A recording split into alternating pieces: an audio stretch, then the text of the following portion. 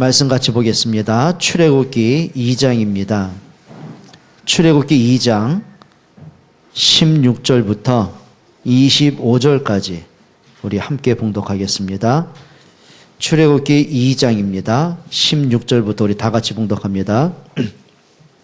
미디안 제사장에게 7달이 있었더니 그들이 와서 물을 길어 구유에 채우고 그들의 아버지의 양떼에게 먹이려 하는데 목자들이 와서 그들을 쫓는지라. 모세가 일어나 그들을 도와 그 양떼에게 먹이니라. 그들이 그들의 르엘에게 이를 때에 아버지가 이르되 너희가 오늘은 어찌하여 이같이 속히 오느냐. 그들이 이르되 한 애굽 사람이 우리를 목자들의 손에서 건져내고 우리를 위하여 물을 길어 양떼에게 먹였나이다. 아버지가 딸들에게 이르되 그 사람이 어디에 있느냐. 너희가 어찌하여 그 사람을 버려두고 왔느냐. 그를 청하여 음식을 대접하라 하였더라. 모세가 그와 동거하기를 기뻐하며 그가 그의 딸 십보라를 모세에게 주었더니 그가 아들을 낳음에 모세가 그의 이름을 게르솜이라 하여 이르되 내가 타국에서 나그네가 되었음이라 하였더라.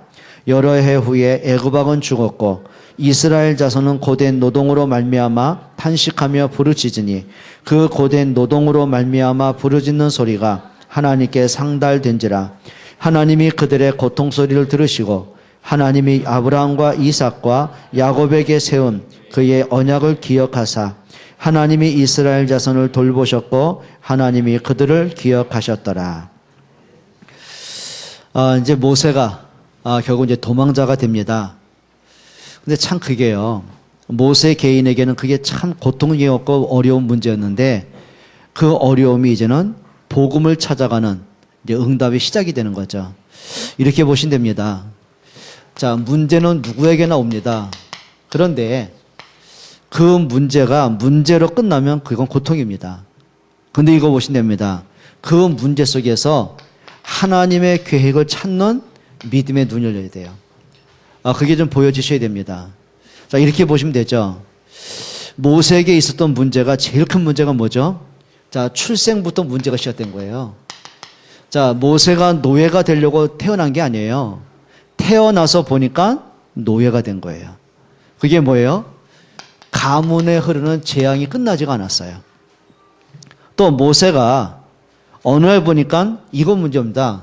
출생하면서부터 죽음의 위기가 왔어요. 그러니까 바로가 명령을 내리죠. 자, 저 히브리 민족이 여자아이를 낳거든 살려주고 남자아이가 태어나거든 죽여버려라. 그게 법이었어요. 자, 그러면 모세는 처음부터 태어나는 순간부터 죽음의 위기를 안고 태어납니다. 근데 부모가 어떤 부모가 자기 자식을 죽이겠습니까? 이제 3개월 동안 키우는데 울음소리가 너무 커지니까 집에서 숨겨 키울 수가 없잖아요. 그러니까 어쩔 수 없이 이제 그 갈대 상자를 엮어가지고 역청을 바르고 나일강에 띄우게 되죠. 자, 그러면서 모세가 성장을 하게 됩니다. 자, 누구에게 눈에 띄냐면은 바로 공주에게 눈에 띄게 되죠. 그러면서 그 공주의 양자로 들어가게 됩니다. 여러분, 이게요, 그냥 양자로 갔다. 물론 이제 하나님의 계획으로 된 거지만, 자, 모세가 어느 날 나는 애굽 사람이라고 생각한 거예요. 나는 애굽의 권력자, 왕자라고 본 거예요. 애굽의 문화를 배우고 애굽의 교육을 받고 애굽의 우상을 보고 자라왔어요. 근데 어느 날 보니까 자기가 애굽 사람이 아니에요. 히브리 사람이에요. 여러분, 이것과 똑같거든요. 예를 들면, 자, 우리 한국에서 어떤 분이 부모들이 아이를 낳는데 도저히 키울 수가 없는 거예요. 홀도 아동복지에 맡겼어요. 그리고 아이가 미국으로 입양을 갔어요. 자기는 미국 사람이라고 생각했는데 자라면서 보니까 피부가 달라요. 그렇죠? 이게 배경이 달라요. 그때 오는 뭐가 있냐면은 이게 자기만의 정체성이 혼돈이 오는 거거든요. 혼란이 오는 겁니다. 자, 이건 정신적인 충격이 되겠죠. 모세의 어린 시절이 이렇다는 거예요. 자, 그러다가 자기가 히브리 사람이라는 걸 알고 났는데 어느 날 자기 민족이 노예가 됐잖아요. 이게 가슴이 아픈 거예요. 어떻게 하면 내 민족을 구해낼 수 있을까? 이게 그것만 고민하고 있는 거죠. 그러니까 자기 힘으로 하는 거예요. 그러니까 쉽게 말하면 모세가 착각을 하고 있는 거죠. 자기 힘으로 뭔가 해보려고 합니다. 자, 그러다가 지금 자기 민족 히브리 사람이 애굽 사람에게 매를 막는 본 거예요. 자, 의분이 일어나겠죠. 그래가지고 모세가 애굽 사람을 쳐 죽이고 모래에 숨겨버립니다. 매장을 합니다. 근데 그 다음날 가보니까 어제 자기가 도왔던 사람이 또 자기 민족하고 싸워요. 아니, 서로 도와줘도 부족할 판에 서로 싸우는 거예요. 그러니까 모세가 재판하죠. 네가 어찌 같은 민족끼리 싸우냐? 그러니까 어제 도움받은 사람이요. 그러니까 사람이 감정에 복받치면, 감정에 잡히면은 할 말 못할 말은 구분이 안 되는 거죠. 자기를 도와준 사람인 거 뻔히 알지 않습니까? 근데 뭐라고 항변하냐면 자기 막 기분이 어쩌느니까 하는 말이죠. 어제는 네가 애굽 사람을 쳐 죽이더니 네가 오늘 날 죽이려고 하느냐? 누가 너를 우리의 재판관을 세웠냐? 이제 감정이 악한 말 합니다. 자, 그 말을 옆에서 들었던 사람이 이제 고발하죠. 자, 그 당시에 바로 임금 입장에서는 이게요, 히브리 녀석이 들어와가지고는 실력자 그 공주의 아들이 돼가지고는 많은 사람이 그 모세를 추종하잖아요. 권력에 좀 이반되는 거 보고 이제 두렵겠죠. 이때 아닙니까? 모세를 제거할 기회 아닙니까? 법을 가지고 모세를 죽이려고 이제 그 건거 명령을 내립니다. 그러니까 모세가 어쩔 수 없으니까 도망을 치게 되는 겁니다. 그러면서 모세가 40년 동안 광야 생활하는 겁니다. 자, 여기서 모세가요, 이해가 안 되는 거죠. 억울하잖아요. 자기 민족 도우려다가 오히려 덤태기 쉬운 거예요. 그러니까 자기가 도우려던 사람이 오히려 자기를 모함을 한 거고요. 어느 날 갑자기 이게 왕자의 자리에서 이게 도망자의 신세를 전락이 된 거예요. 얼마나 낙심되겠습니까? 그러니까 40년 세월이 낙심이 되고 불신앙의 세월을 갑니다. 이게 문제가 되는 거죠. 그런데 자, 여러분 어떻게 보시는지 모르겠어요. 근데 제가 보는 입장에서는 이게 다 현실적인 문제들이잖아요. 근데 진짜 모세에게서 문제 중에 문제가 뭐라고 생각하십니까? 자, 모세는 분명히 알았어요. 자기 자신의 신분이 레위지파라는 걸 아는 거예요. 자기 친아버지가 제사장으로서 날마다 번제물 드리는 피제사 보고 자란 거예요. 근데 모세가 뭘 봤냐면은 하나의 종교 의식으로 봤지 언약에 대한 비밀을 완전히 놓치고 사는 거 있죠. 그게 문제입니다. 이렇게 보면 됩니다. 진짜 문제가 뭡니까? 왜 자신이 출생하면서부터 노예로 태어나야 됩니까? 왜 430년 동안의 저주가 끝나지 않습니까? 이유는 하나입니다. 조상 때부터 언약을 잃어버린 거예요. 그게 문제입니다. 왜 자기 인생 가운데 끊임없는 문제가 옵니까? 모세 속에는요, 언약의 답이 없어요. 성장하면서 뭐냐면 애굽의 문화를 보고 애굽의 교육을 받고 애굽의 많은 우상을 보고 자란 거예요. 자, 애굽의 많은 우상 가운데 하나님이 그 중에 한 분밖에 안 된 거예요. 그게 뭐죠? 종교였어요. 여러분, 진짜 문제가 뭐라고 생각하십니까? 언약 잃어버리면 가문의 문제 절대 끝낼 수 없습니다. 복음의 능력이 아니고는 인생의 답을 절대 찾을 길이 없습니다. 자, 복음 잃어버리면 자기도 모르는 재앙과 불신앙에 빠져야 됩니다. 그게 문제거든요. 그러니까 여러분들이 모든 것을 찾아냈겠습니다. 반드시 하나님의 언약, 말씀 찾아내셔야 됩니다. 그게 복음이에요.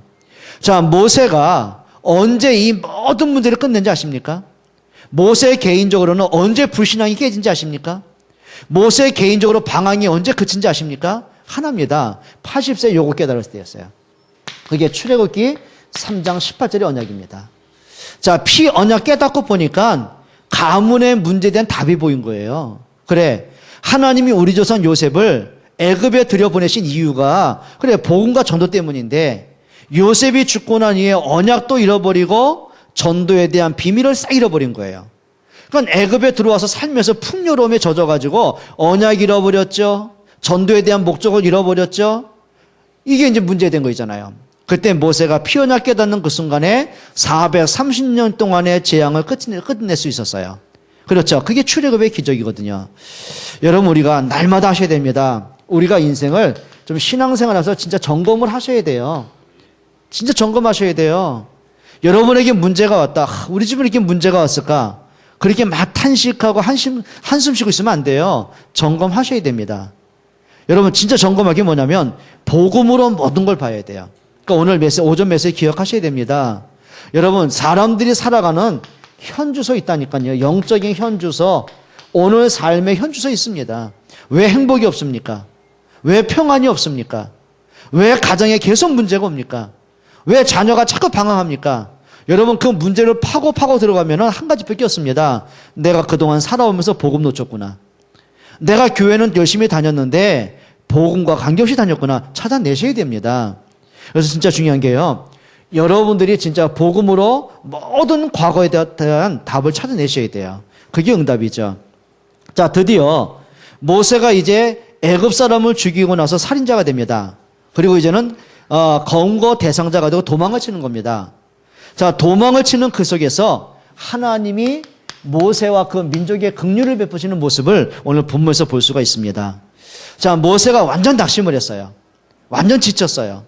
여러분, 이게 무슨 얘기죠? 모세가 완전히 낙심이 되고 완전 실패자가 되고 나서 이제 광야로 온 겁니다. 이제 그러면서 하나님이 모세에게 요거 하나 주시는 거예요. 만남의 축복을 주시는 거예요. 그게 오늘 본문에는 이드로와의 만남이에요. 자, 이드로는 그 당시에 이방 제사장이었습니다. 자, 그런데요, 이 이드로가 모세를 통해서 계속 발견된 게 있습니다. 그게 뭐냐면 처음에는 모세 보니까 뭐 도망자로서 보인 게 아니라 참 괜찮은 남자다 보였겠죠. 그러니까 오늘 성경에 보면은 자기 큰딸 시보라를 아내로 줘요. 뭘 믿고 주겠습니까? 자, 그러면 모세가 이드로 집에서 많은 시간이 지나가고 이드로 집에는 양을 치고 많은 이렇게 남보다 뛰어난 뭔가를 보겠죠. 믿음직스럽겠죠. 자, 그러면서 이드로가 자기 딸을 아내로 줍니다. 사위로 맞이합니다. 근데 그걸로 끝난 게 아니에요.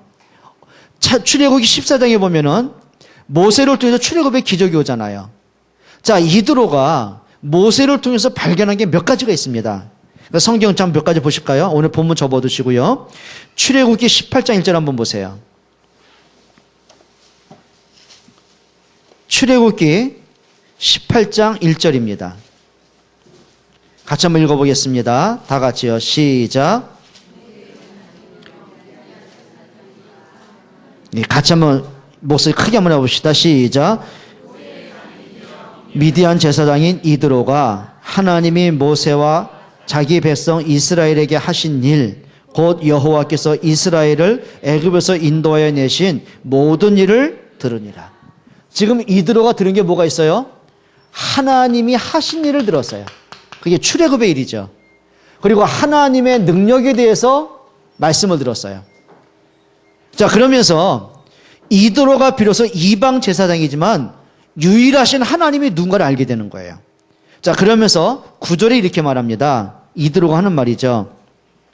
이드로가 여호와께서 이스라엘에게 뭘 베푸심을? 큰 은혜를 베푸사 애굽 사람의 손에서 구원하심을 기뻐하여. 자, 이드로가 뭘 봤어요? 하나님의 큰 은혜와 구원과 출애굽의 기적을 봅니다. 여러분, 이걸 증인이라고 합니다. 자, 이렇게 보시면 되겠죠. 자, 모세 개인적으로 낙심이 됐을 때 자기를 보여주는 사람을 만났어요.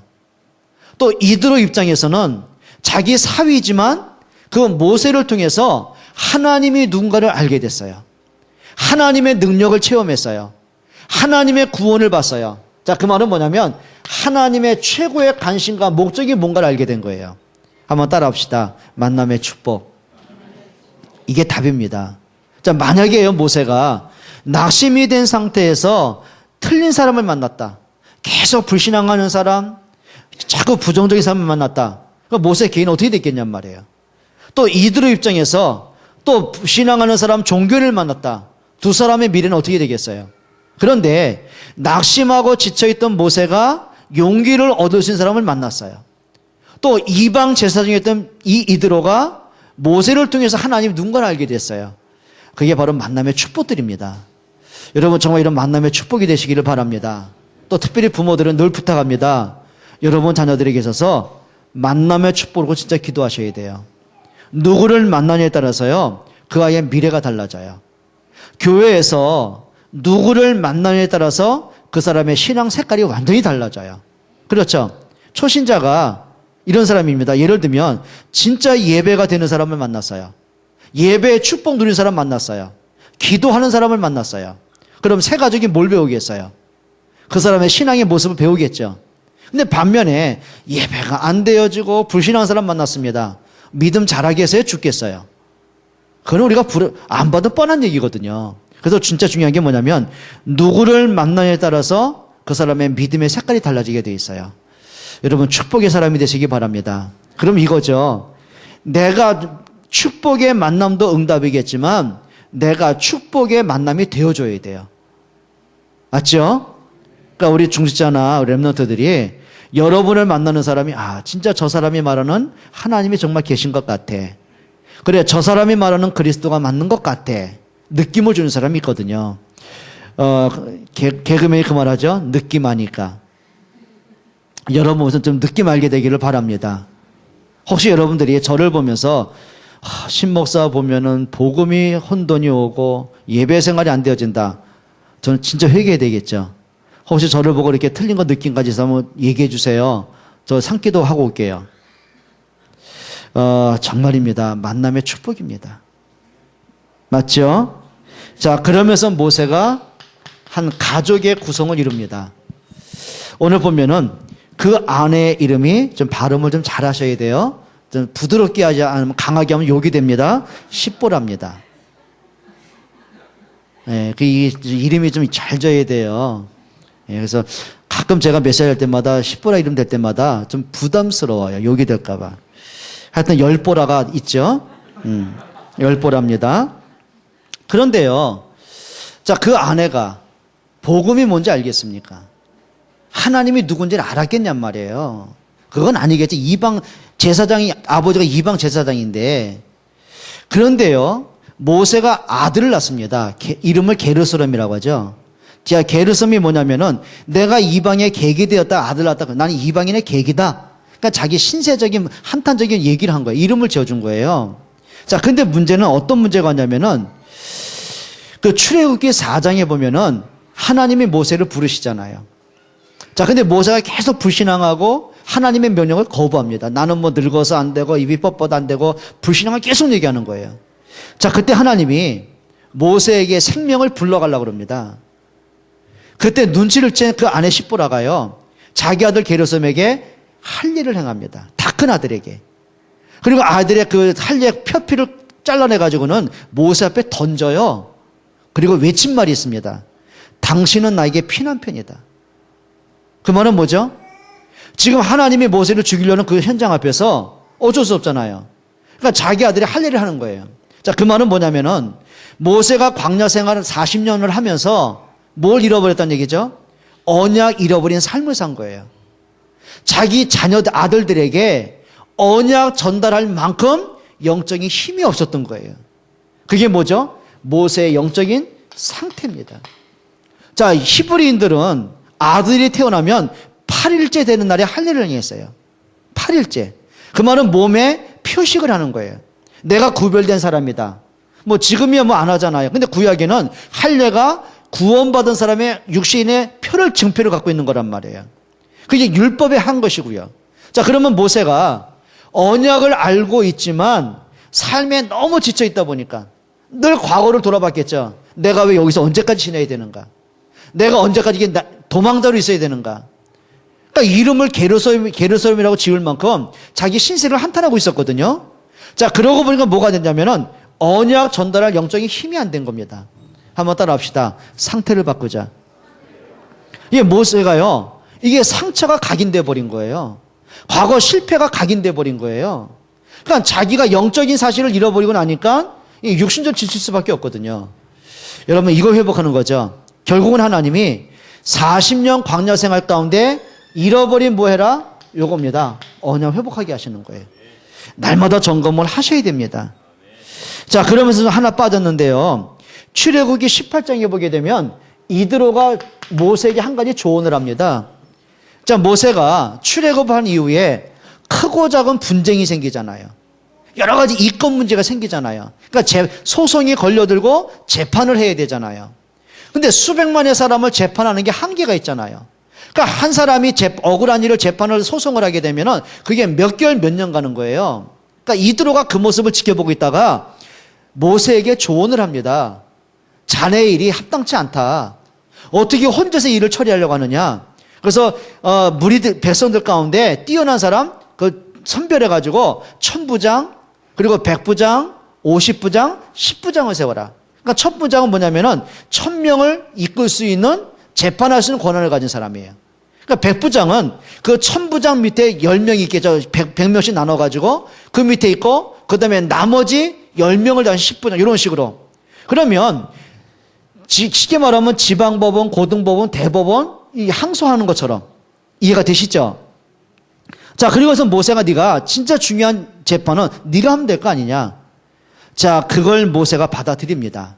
그러면 이렇게 하나님이 모세와 이드로의 사리를 동역적인 역할을 만들어 가세요. 멋있죠?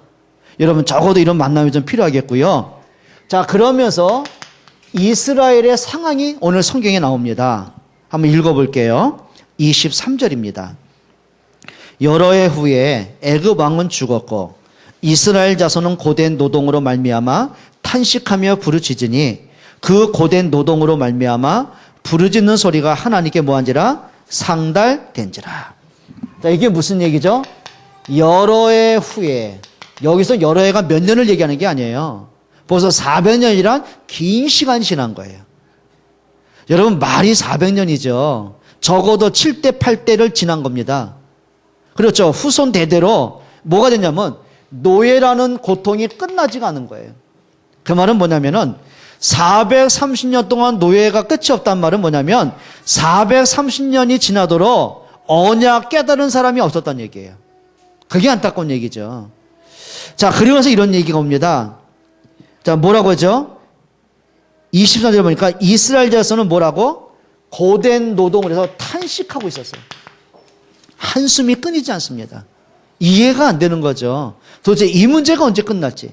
마치 긴 터널을 지나는 것처럼, 가도 끝없는 터널을 지나는 것처럼 불안하고, 시간이 지날수록 해결이 안 되고 더 불안하고 더 답답하고 더 문제가 크게 와버리는, 그게 오늘 본문의 모습들입니다. 여러분 이렇게 보시면 됩니다. 진짜 고통이 언제 오느냐? 언약 잃어버린 고통 옵니다. 여러분 그게 문제죠. 자, 아담과 하와가 언약을 잃어버리고 하나님을 떠나버립니다. 그게 고통의 시작입니다.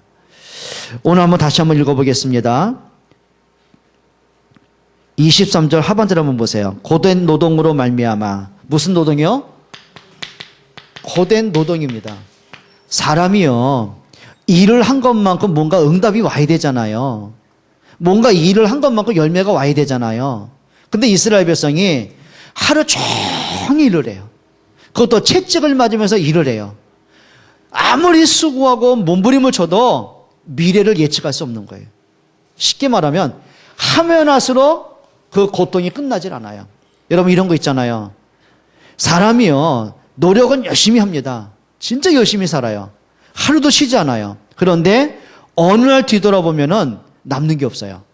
계속 뭔지 모르게 밑 빠진 독에 물 붓기식이라. 뭔가 모르게 수입은 계속 늘어나는데 지출은 소리 없이 사라져버려요.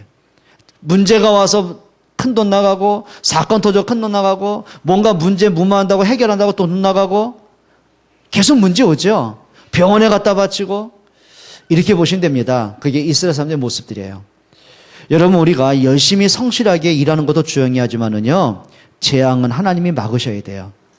진짜로 응답받기로 축원합니다. 그러니까 여러분들이 이렇게 보시면 됩니다. 우리가 하나님이 주시는 축복을 받을 수 있는 믿음의 그릇 준비하시기를 축원합니다. 정말 하세요. 그러니까 여러분 오늘 낮에도 말씀드렸지만 대다수의 많은 사람이 거의 돈에 묶여 살잖아요. 그렇죠? 거의 그렇습니다. 돈 때문에 살고, 돈 때문에 죽고, 돈 때문에 시험 들고, 돈 때문에 의갈리고, 돈 때문에 가정이 깨지고, 거의 그렇잖아요. 관심이 그렇잖아요. 그게 뭐냐면 순서가 바뀌어서 그래요. 그래서 여러분들 좀 부탁드립니다. 여러분 경제 속에서 이렇게 해보세요. 하나님 앞에서의 경제를 한번 찾아보세요. 그래서 말라기서에 보게 되면은 너희가 11조를 드려 하나님의 축복한 걸 시험해보라. 그러니까 성경에 보면 하나님을 시험하라는 말 없어요. 그런데 한 가지는 있어요. 11조예요. 그래서 성경에 보면은 11조에 대해서 어떻게 말하겠냐면 네가 하나님의 것을 도둑질했다. 그렇게 나와요. 여러분 많은 사람이 그러잖아요. 내가 하나님 앞에 11조를 하고 성교와 건축을 하는데 그게 하나의 지출로 보잖아요. 한번 반대로 한번 보세요. 여러분 복음의 경제를 한번 찾아보세요. 또 두 번째 경제가 뭐냐면 여러분 삶의 규모에서 오는 경제가 있습니다. 그렇죠. 예를 들면 이런 겁니다. 학생들이 내가 한 달 용돈이 5만 원이다. 그럼 5만 원 내에서 내가 한 달 계획을 세워나가야 돼요. 그렇죠. 그런데 수입은 5만 원인데 내가 쓸 수 있는 돈은 5만 원인데 쓰는 건 10만 원, 몇십만 원 써요. 그게 부도 맞는 거거든요. 근데 그게 어른돼도 그런 사람이 많더라니까요. 그러니까 요즘 청년들 가운데요, 신용 불량자가 200만이에요. 심각하죠? 그런데 20대들 신용 불량자가 왜 나오나 봤더니요, 지출이 많아요. 주로 어디에 지출하냐? 명품. 서로 연인끼리 선물한다고. 난 우리 대학생들 진짜 웃기는 게 뭐냐면요, 구내식당 3,000원짜리 밥 먹어요. 근데 스타벅 6,000원짜리 커피 처먹어요. 나 이해가 안 되는 거 있죠? 겉멋 들어서 그래요, 이거. 여러분, 자판기 커피 맛있습니다. 그게 뭐냐면 규모가 없는 거예요. 아니, 3,000원짜리 먹을 거 아끼면서 커피는, 그것도 책 들고 가슴에 끼고 커피 스타벅 들고 가야 뭔가 보여요? 아닙니다. 종이컵 드는 게 더 은혜롭습니다. 그게 뭐냐면 규모가 없어 그래요. 근데 그런 근성 같잖아요. 제가 가끔 보면은 주유소 가면 참 기가 막힐 일이 많아요. 가끔 보면은요, 외제차 몰고 와서는 기름을 10,000원어치 넣고 가는 사람 굉장히 많아요. 그 말은 뭐냐면 누구한테 보여줘야 되겠고, 또 국산차 싼 건 못하겠고, 그게 겉멋 들어서 그래요. 그 사람이 얼마나 하겠습니까? 그러니까 우리가요, 좀 삶의 경제, 주어진 경제 있습니다. 그래서 여러분들 또 이거 있어요. 미래 경제입니다. 우리 학생들 보면 쓰는 거 보면 무서워요. 통이 크다고 그러는데 통이 큰 게 아니거든요. 그게 겉멋이 커서 그래요. 그래서 우리가 좀 이렇게, 우리가 좀 이스라엘 백성의 노예로서 아무리 노력하고 열심히 일해도 자기 것 없는 것처럼, 남는 거 없는 것처럼 어떤 사람은 자기의 생각에 노예된 사람이 굉장히 많습니다. 어떤 사람은 돈 쓰는 거 보면 한풀이 돈 쓰는 사람 굉장히 많아요. 그러니까 제가 아는 한 분은 어떤 사람이냐면은 가방에 돈을 잔뜩 넣고 다니면서 그냥 쓴 사람 많더라고요. 의외로 많더라고요. 규모 없는 사람. 여러분이 세 가지는 찾아내셔야 됩니다. 하나님 앞에서의 경제 찾아내세요. 정말 우리 성도들 부탁합니다. 교회들마다 보면 안타까운 게 뭐냐면은요, 11조 제대로 하는 사람 교인들 40%가 안 돼요. 거의 교회들마다 공통적인 통계예요. 또 어떤 사람은 어떤 게 있냐면, 내가 어차피 하나님께 11조 드릴 건데 내가 알아서 내가 아는 개척교회 목사님을 드려야지. 의외로 많아요, 그런 사람들. 그거는 11조 갖고는 여러분 장난치면 안 돼요. 여러분 하나님 앞에 하셔야 돼요. 응답받기를 바랍니다. 그래서 여러분들이 하나님 앞에서의 경제, 삶의 규모의 경제, 미래 경제, 여러분 새 나가는 경제 막으셔야 됩니다. 응답받기를 바랍니다. 정말 부탁드려요. 그리고 또 한번 보세요. 23절에 보면 뭐라 하냐면은 23절 보세요. 같이 읽습니다. 부르짖으니 그 고된 노동으로 말미암아 부르짖는 소리가 하나님께 뭐한지라? 상달된지라. 그들의 신음과 고통 소리가 하나님께 뭐가 돼요? 상달되었어요. 그게 은혜입니다. 언약 잃어버린 사람들에게 하나님은 단 한 번도 그들에게서 귀를 막은 적이 없어요. 하나님은 등 돌 일이 없어요. 이렇게 보시면 됩니다. 하나님이 기다리셨어요. 깨닫기를 기다리셨어요. 영적 상태를 바꾸기를 기다리셨어요. 그게 하나님의 기다림이에요. 그래서 하나님이 모세를 부르실 때 하신 말씀이 이거죠. 모세야, 내가 내 백성의 고통을 보았다. 내가 내 백성의 신음소리를 내가 들었다. 여러분, 하나님이 여러분의 고통을 아십니다. 여러분의 신음소리 들으십니다. 여러분의 문제를 아십니다. 그럼 하셔야 됩니다. 내가 하나님 앞에 회복할 언약이 뭔지를 찾아내셔야 됩니다. 내가 잃어버린 것이 뭔가를 찾아내셔야 됩니다. 여러분 복음으로 좀 회복할 수 있기를 바랍니다. 자, 그러면서 오늘 성경에 보면 이스라엘을 향한 하나님의 긍휼이 나옵니다. 근데 이 긍휼이 뭐냐면 이스라엘 백성이 아까 말했죠. 영적 상태가 있습니다. 언약 상실해버렸어요. 그리고 하나님을 믿는데 하나의 종교로 무너지고 말았어요. 그렇죠? 그리고 마치 하나님을 믿을 때 애굽에 있었던 우상과 같은 모습으로 하나님을 찾아버렸어요. 그리고 더 큰 문제가 뭐냐면 자기들이 잘나서 응답받은 걸로 착각을 해요. 더 심각한 게 뭐냐면 그 자녀들에게 언약 전달하는 데 관심을 없어버렸어요. 뭘 잃어버린 거죠? 복음을 잃어버리고 전도와 후대 살리는 일을 잃어버렸어요. 여러분 이 세 가지는요 선택이 아닙니다. 우리가 진짜 오직 복음하는 거는 믿어도 되고 안 믿어도 되는 선택이 아닙니다. 오직 복음입니다. 맞습니까? 그리고 전도와 선교는요, 해도 되고 안 해도 되는 게 아니에요. 전도가 아니고는 그리스도 알 길이 없는 거예요. 그렇잖아요. 아니, 전도가 필요 없다면 예수님이 굳이 전도할 필요 없잖아요. 그러니까 누가복음 10장 1절에 보면은 예수님이 가고자 하는 각동 각처에 70인 제자를 다 보내신 거예요. 예수님이 가고자 하시는 그 현장에 제자들을 파송하신 거예요. 자, 로마 복음화가 하나님의 뜻이에요. 그러니까 하나님의 모세를 보내시는 거예요. 모세야, 네가 가이사 앞에 서야 할 것이다. 그래요. 니느웨 백성이 회개하고 하나님 앞에 돌아오는 것이 하나님의 소원이에요. 그러니까 하나님이 누굴 보내죠? 요나를 보내시는 거예요. 근데 요나가 그걸 못 깨닫잖아요. 근데 하나님은 끊임없이 요나를 깨닫게 하시는 거예요. 하나님의 요셉을 왜 애굽에 들여보내십니까? 예, 하나님의 살아계심을 전 세계가 알도록. 그게 전도예요. 그리고 더 중요한 게 뭐냐면 우리 후대 살리는 게 진짜 관건입니다. 요 세 가지는요, 선택이 아닙니다. 필수입니다. 이렇게 보시면 되거든요. 하나님은 요셉을 요 세 가지 때문에 애굽에 들여보내신 거예요. 그렇죠? 근데 요셉이 그걸 알았어요. 그래, 하나님 나를 이곳에 보낸 것은 생명을 구원하기 위해서 나를 보내셨고 우리 후대를 이 땅에 세우려고 들여보내셨다. 복음과 전도와 후대, 답을 알았어요. 그런데 요셉이 죽고 난 이후에 그 후손들이 요 세 가지를 잃어버린 거예요. 그럼 뭐 되겠습니까? 그래, 노예되는 거예요. 회복할 게 뭐예요? 요 세 가지입니다. 혹시 여러분 복음이 전부라고 생각하십니까? 아니면 내가 알고 있고 뭐 나도 알고 있는 당연한 얘기라고 생각하십니까? 전도라는 것이 그냥 언젠간 하겠지라는 막연한 것입니까? 내 옆에 같이 일하는 동료 가운데 직원들, 후배들, 내 가족들, 내 함께하는 이웃들, 언젠가 저 사람이 예수 믿겠지만 누가 하겠지 합니까? 아니면 정말 그 사람을 놓고 내 마음에 담고 기도하십니까? 그 차이입니다. 정말 여러분들이 여러분 관계된 사람들을 마음에 담고 전도할 수 있는 기도가 시작되기를 바랍니다. 문은 하나님이 여시는 거예요. 그래, 내 자식 훌륭하게 크고 건강하게 크고 잘 돼야 되지. 그건 모든 부모들의 바람이잖아요. 근데 한 가지 빠지면 안 됩니다. 자녀에게 언약 전달 안 되면 문제 올 수 있어요. 여러분 세 가지만큼은 잊지 않기를 축원합니다. 자, 요걸 깨달은 모세가 일어나면서부터 하나님이 긍휼을 베푸기 시작하죠. 자, 24절에 보세요. 한번 읽어보겠습니다. 하나님이 그들의 고통 소리를 들으시고 뭘 들으셨어요? 하나님의 귀가 그들의 고통을 들으셨어요. 그들의 아픔을 들으셨어요. 그들의 신음소리를 하나님이 들으셨어요. 그리고 하나님의 눈이 그들의 고통당함을 보셨어요.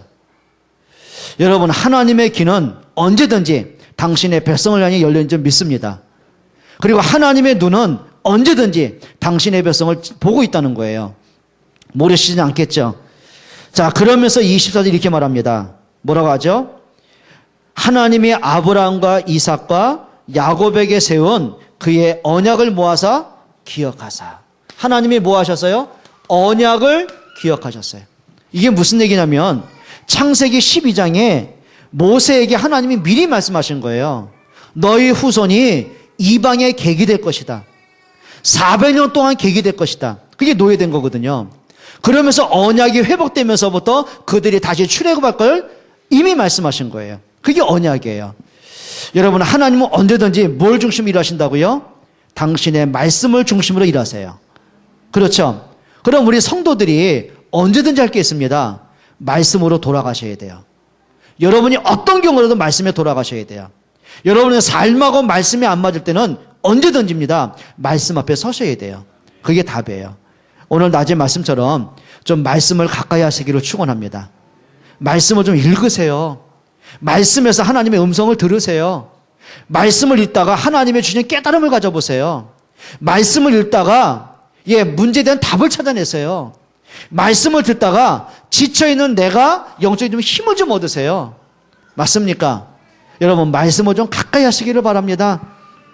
그리고 뭐라 그랬죠? 25절에 이렇게 말합니다.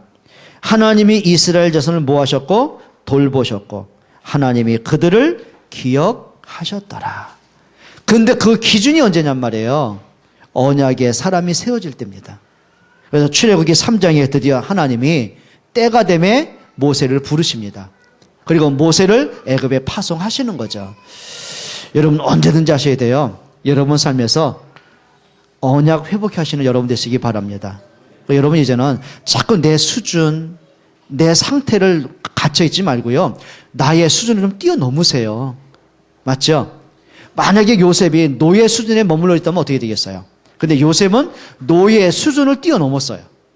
그렇죠? 그게 답이에요. 모세가 80년 동안 방황했던 그 상태를 유지하면 어떻게 되겠어요? 근데 80년 만에 자기 상태를 바꿔버린 거예요. 그 상태를 바꿀 수 있는 힘의 기초가 어디 있다고요? 여기 있어요. 언약이에요. 말씀이에요.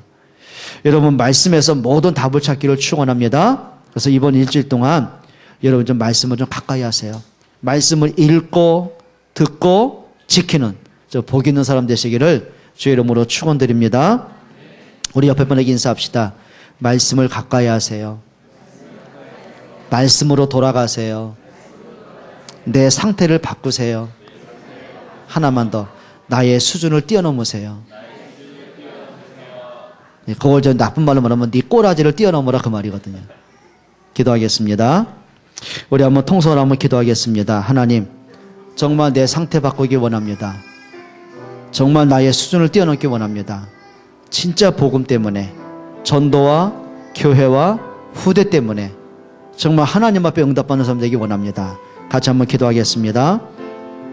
사랑의 하나님 감사합니다.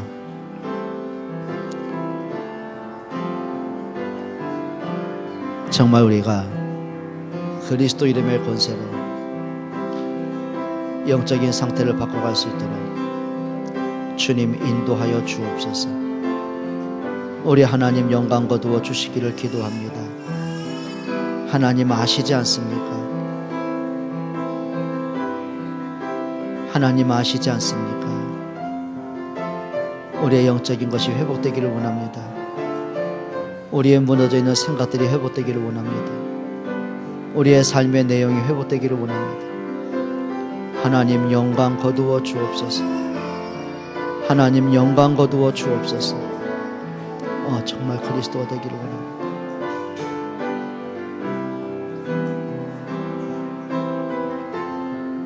하나님께 감사를 드립니다. 하나님의 말씀으로 돌아가기를 원합니다. 하나님의 말씀 앞에 서기를 원합니다. 아버지의 말씀을 들을 수 있는 귀를 열어 주옵소서. 성령께서 우리 마음 문을 여셔서 말씀이 들려지고 깨달아지고 마음에 새겨지는 은혜를 주옵소서. 정말 말씀 붙잡고 나의 수준을, 나의 영적 상태를 하나님의 현장의 영적 현주소를 바꿀 수 있는 새 힘을 주옵소서. 예수 그리스도의 이름으로 기도합니다. 아멘.